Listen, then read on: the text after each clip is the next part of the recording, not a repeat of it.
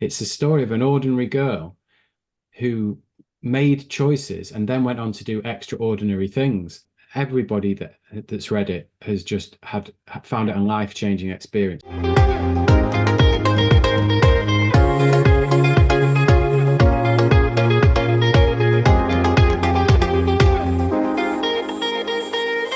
Hello, my name is Lucy Davis and welcome back to my YouTube channel. Today I am joined by one of my most favourite people on the planet, Mr. Rick Arron. How are you, my friend? I'm good, thank you. How are It's you so doing? good to see your face, my friend. And yours too, yeah. I'm very well, thank you for asking. How's things going with you? Yeah, really good. Yeah, Really good. Yeah. busy? Yeah. It's been a What's bit it? of a wild one this start of the year, hasn't it? We're on Yeah, day 9 of I January know. today and it's been slightly wild to say the least, mate. And I know. It feels like it's already been about 3 months, doesn't it? I know, I'm just like, oh my gosh, when is this gonna stop? I was writing the weekly woo and I'm like, I don't even know if it's gonna make sense to people because I'm kind of like pulling all these different experiences and letting people know that we really are on a go faster right now, and energies are really challenging us to level up and be Yeah. authentic and make decisions that away from things that are no longer serving us. So it's wild out there at the moment. Now, Rick, we are going to be speaking today because this video is going to go out on the 10th of January, which is tomorrow. And it's 1 year on for From Head to Heart, which is my first ever published book. But we Yeah. want to come at it from a very different angle today, don't we? And we Yeah. actually want to share with people that this book is actually about them. Yeah. I think when it is, it's amazing. Still, it's amazing that this I'm this still so beautiful proud. Every time I it see is. it, I'm like, my heart just goes, oh. I mean, it's a year, which is weird in itself. Though it does, I don't know, does it feel quick or does it feel like last year was like the who knows? The Bit time's both. just gone so weird, hasn't it? But then it means then it's 2 years since we started writing it, which feels even weirder, to be honest. But yeah, I think the feedback has been phenomenal from the start, and I don't everybody that's read it has just found it a life-changing experience, which is incredible. But I think the thing that we were talking about before was that I would really like to encourage people is to actually go back and read it again, which probably 600 odd pages of this It's a bit masterpiece of as a it is. Bible. It is a bit of an ask, but I think, and I'd like to know whether people who have read it can comment about this. Is when they read it, obviously it's a book about you, it's your story. It starts in your childhood and it goes all the way right through everything. And it hops backwards and forwards in time to the present day and then back to your childhood and right through all the things. But I wonder how many people actually read it and kind of connected that this is a book about them. Because that was very much what we set out to do when we started writing this, wasn't it? Yeah, absolutely. And I think it's a really, really valid point because a lot of the feedback that I received, and obviously I share everything or a lot of things that come in about the book, I share with you. And there's a really pertinent story in there about the termination. And I had tens to maybe even 100 women reaching out to me saying, oh my goodness, thank you. I didn't realize I was carrying the trauma. I didn't realize I hadn't forgiven myself. I didn't realize I had created this. And I mean, that is such a taboo subject. Like it is such a taboo subject. And these women were coming to me, and even a few men, obviously who had experienced this with a previous partner or whatever, they were coming to me and they had seriously got a shift off the back of that one very, very, very triggering story Mm. that, as you know, because you co-wrote this with me or you held space for me to write it, and that beautiful process that we went through and we're going through again right now. um I remember saying to you, I don't know whether this should go in because it is such a divisional subject, it's such a triggering.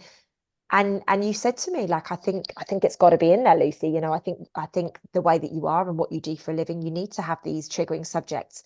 So to get this beautiful feedback from people, your point of saying that this book, although it's my journey, it's actually everybody else's journey. Some bits they would have experienced personally, some bits it would have been their sister, some bits it would have been their mother, some bits it would have been their best friend, some bits it would have been their girlfriend or their husband or whatever, you know, like, and that's the beautiful thing about this book. The book is my journey, yes, absolutely, but it's triggered people to travel around the world. It's triggered people to go to places that they never thought that they could, because I normalized it and I've given them places where they should go. And, you know, people have sent me pictures when they're in Guatemala, and they've sent me pictures when they're in Thailand going, oh my God, you inspired me to come here. Like, that's what this book is about. Fundamentally, at its core, when you and I sat down, we knew that this journey would activate something in every single person that read it, didn't we? Yeah. Because I think it's a book about choices. It's a book about this is because your story, not everybody was born in Bournemouth, went and worked in corporate finance and then got sick. That's not the point of the book and how it mirrors. It's about the choices you made. It's a story of an ordinary girl who made choices and then went on to do extraordinary things.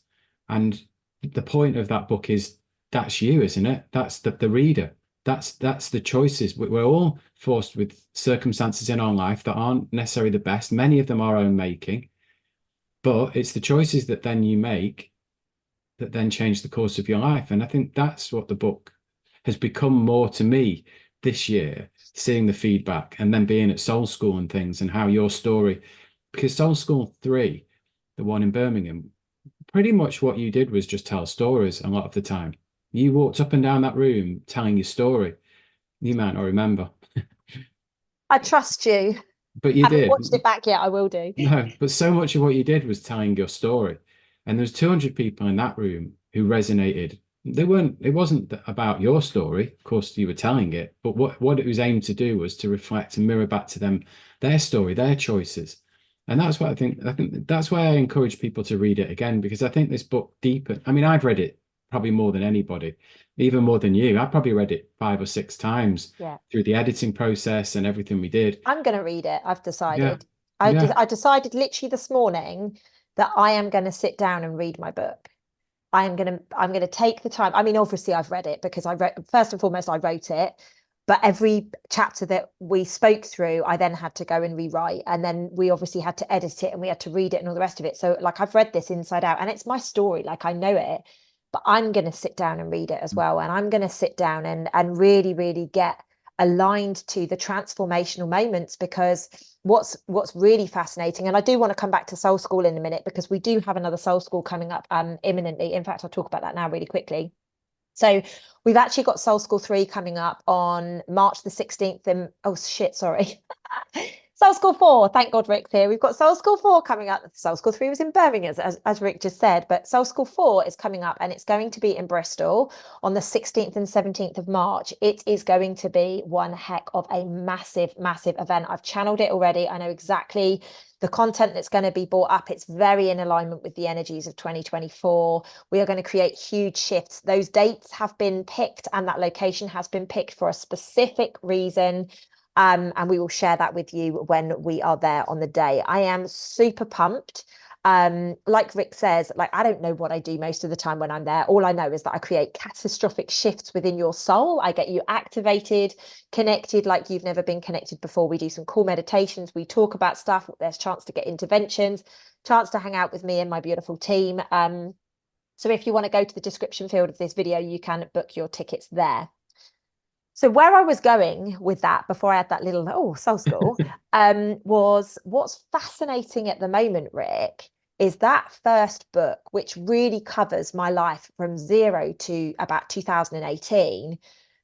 You know, bearing in mind we're now in 2024, so we're 6 years from where that book finished, and there's a lot of stuff that's looping back into that first book, isn't Yeah. there? Yeah. It's No. really, really Yeah. interesting. So I feel it's very important for every single one of you to go back and just revisit it, because what you'll probably realize as my story starts to unfold over the coming weeks and over the coming months, and you'll see it on social media and you'll see it through my videos and things like that, you are going to remember that first book and be like, oh, and then you're going to go, hang on a minute, if that's happening to her, where am I going back to?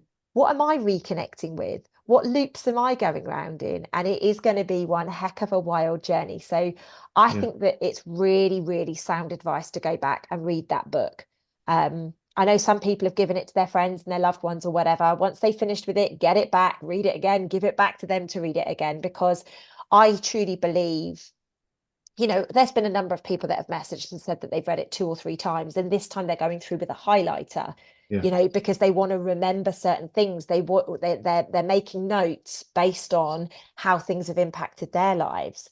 And at the end of the day, Rick, right, long story short, being a part of this human experience is a series of transformational moments, right? It's a Yeah. series of decisions. And decisions are a big thing right now. Yeah. Every decision we make, I mean, it's always been the case, but much more so now, every thought that we have, every word that we speak, and every decision we make it's a literal thing.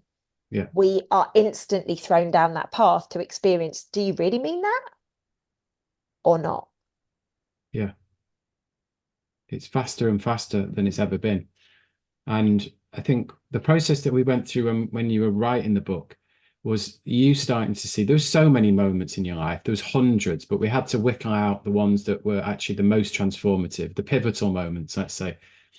And then when you did, I remember the process it deepened every time you knew those stories inside out, but the retelling of them, the rewriting of them, the rereading of them, it just deepened and deepened, didn't it, throughout the whole Yeah. process?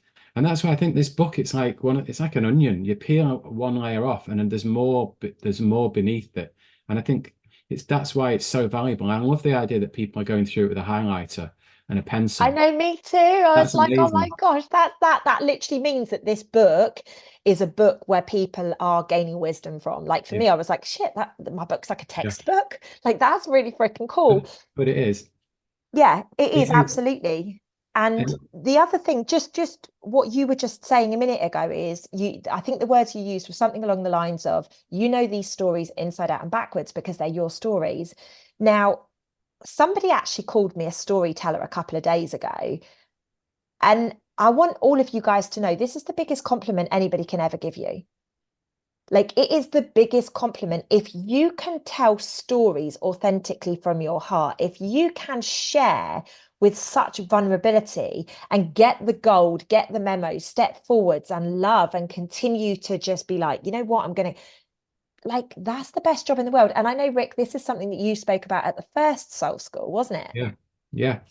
It's that vulnerability, I think, is the key to it. That's the key word. I mean, there's lots of great storytellers out there who can write fiction and can write incredibly fantastic stuff, but to actually be vulnerable enough to share, even if your voice wavers and quivers as you're telling it, and your tears come to your eyes, and you've got a lump in your throat, that people sense that vulnerability. That just connects people, and that's what I think is so powerful about your book. You were unashamedly just raw and There. vulnerable, bare, raw and vulnerable, and you dared to do that. We didn't sugarcoat any of it. You didn't hide anything. There's only a couple of things that you left out, and that was only to protect other people. But the rest of it, you just, and it's very brave and daring to do that. Most autobiographies or biographies, they're airbrushed, so the rough edges are kind of taken off them. Yeah, people will talk about addictions and certain things, but even then, they kind of by that time they've kind of like Hollywooded their story. And That's this, and that's what people do these days, right? It's like they polish a turd. I don't mean to be funny, but I'm proud of everything that I've been through. I'm not proud of some of the things that I've done, but I did them because I had to learn the lessons. And I do not like, I don't, with all due respect, I don't care what people think about me.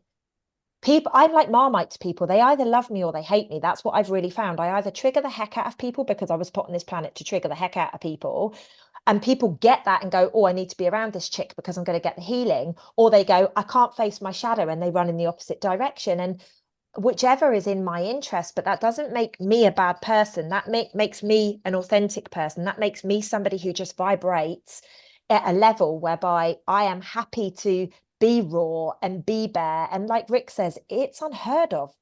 Like I actually don't, I know very, very, very few people who can be as open and raw as I've been.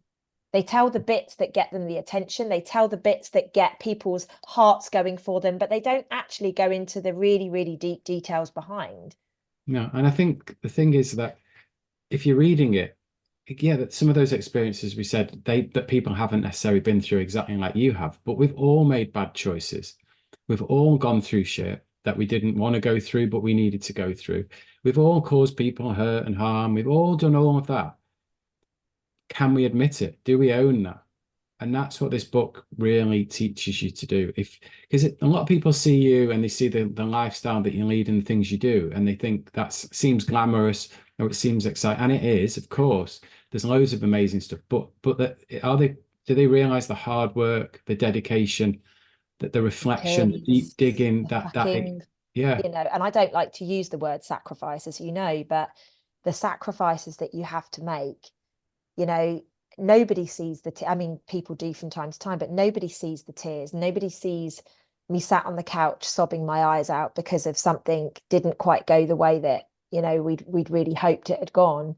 And like there is no room for me to be stubborn anymore. Yes, I will hold people accountable. Yes, I will call things out that don't feel resonant, but I literally cannot be stubborn with it anymore. Whereas my book, I was very stubborn, trying to do what I thought was the right thing to do. And then there was a point in the book where literally I just let go.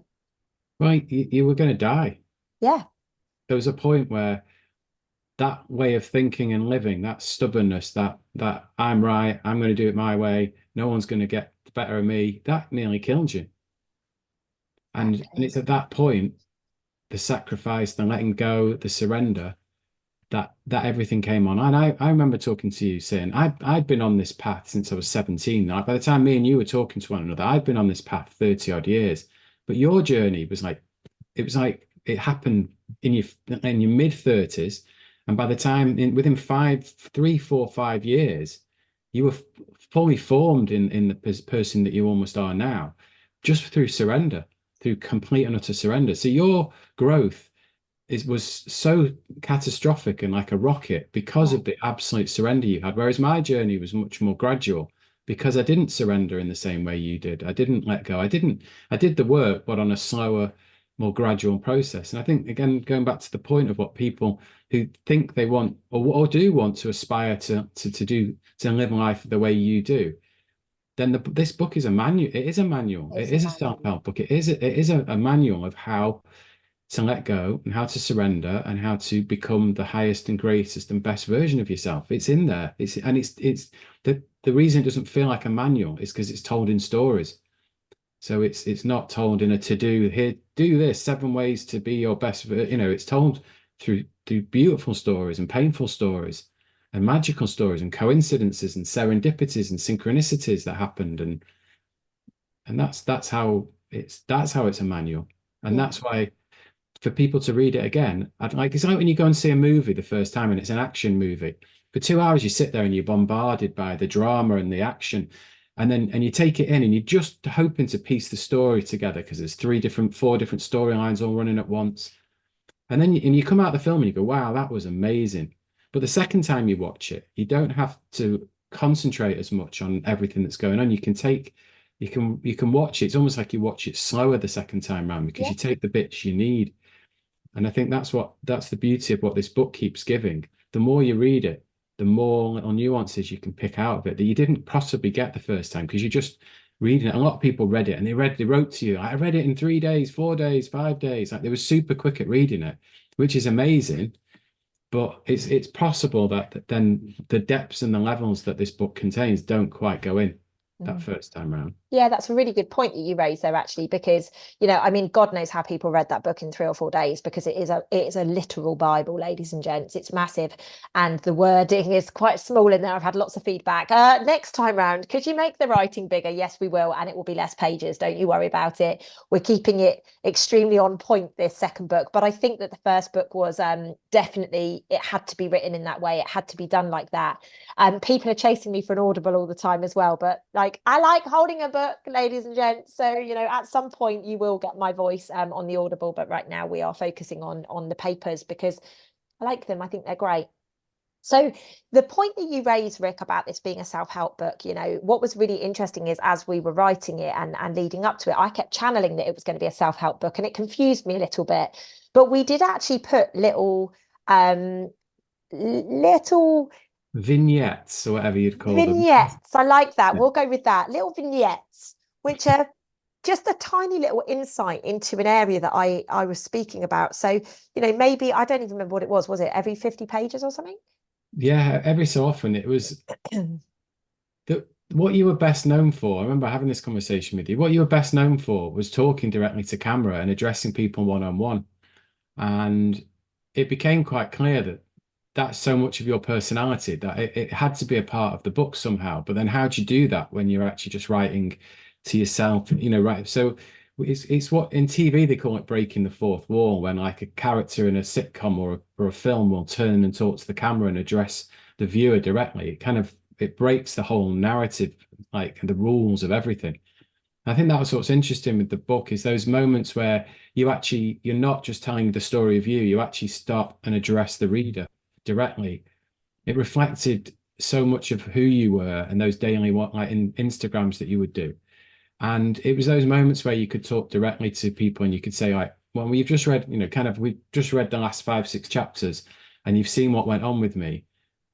And this is how I feel about it. And this is how what I do with it nowadays. And how are you about this? You know, it was just Almost a like a really, reflective moment, isn't it? It's a yeah, reflective moment of bringing it back to self.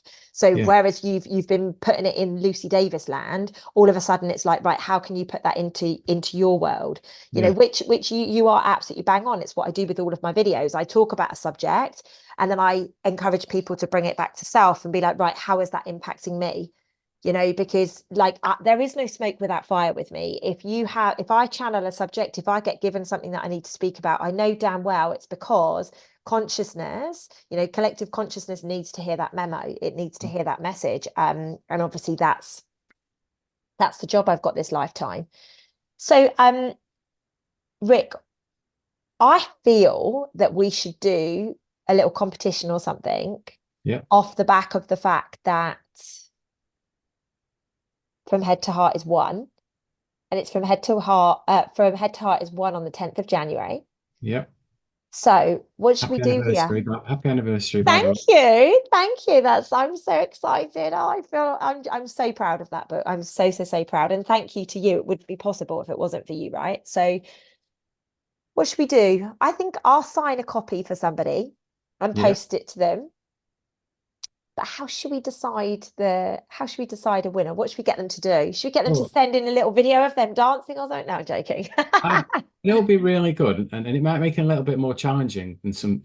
But I'd love to hear somebody tell a story. You know, whether that's through they write it or they send a video in. Just Wow. it doesn't have to be a couple of minutes, 3 minutes. Just to no right or wrong. Just vulnerably share a story that was a transformational, pivotal moment in your life, Love that. and maybe Okay. So let's maybe we'll give a couple of books, a few books Yeah, away yeah, then. I'm okay with that. Yep, I can sign a few books. Right. Okay. So let's put some days on this. So you have to email support@lucydavis.com.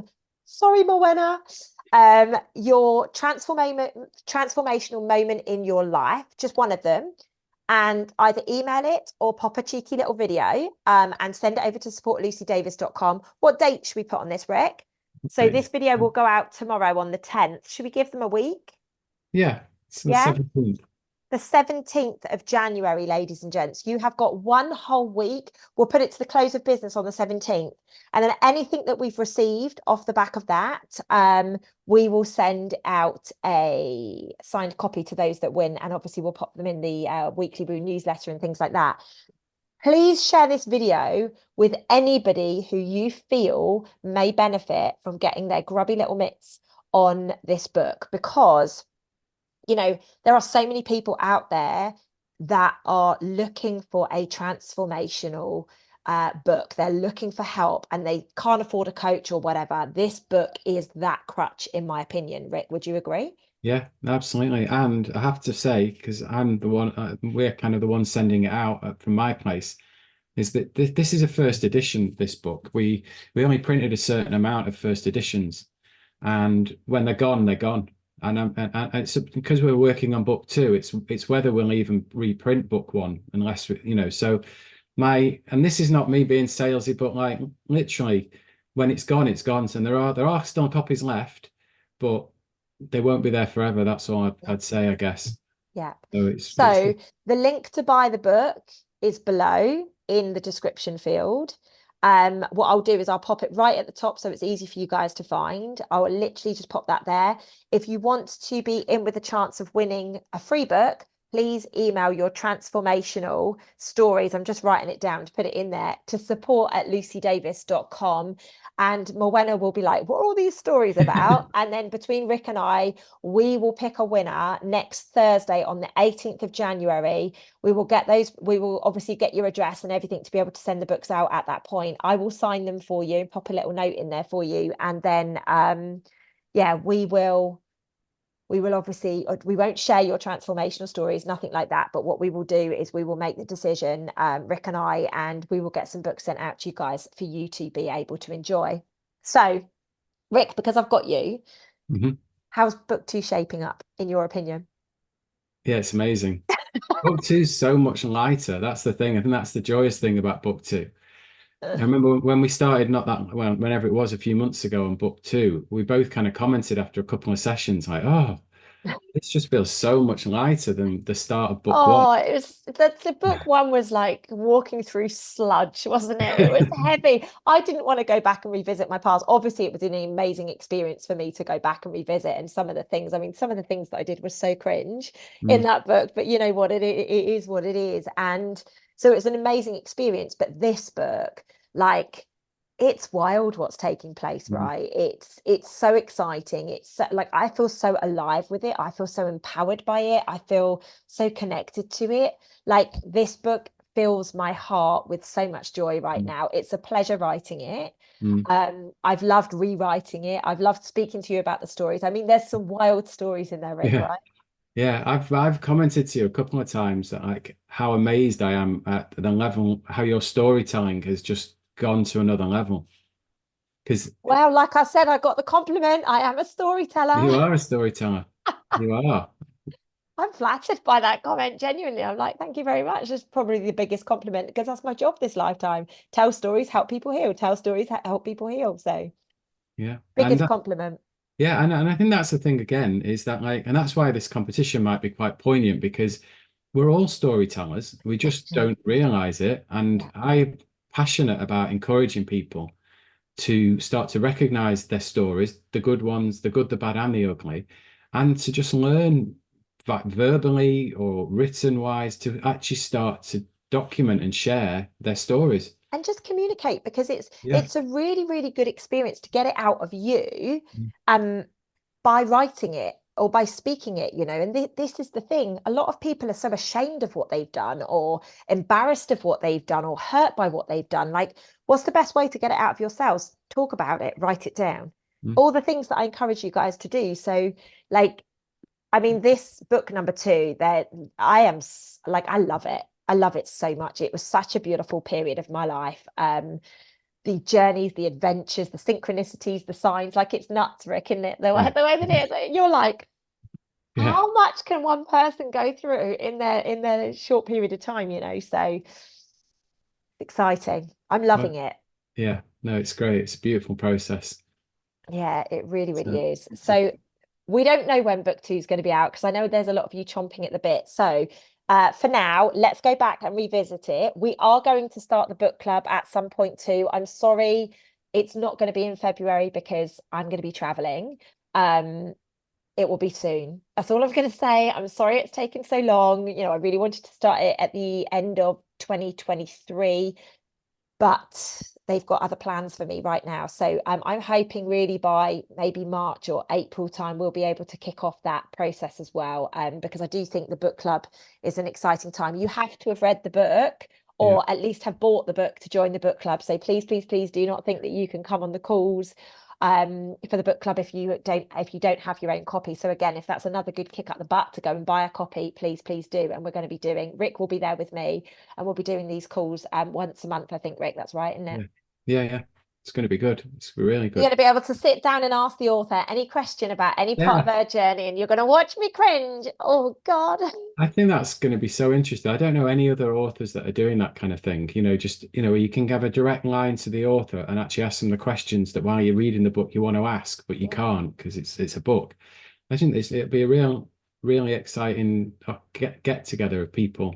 And again, hopefully it will have a knock-on effect of people sharing their stories as well, and it'll become a storytelling occasion and event, which would be beautiful.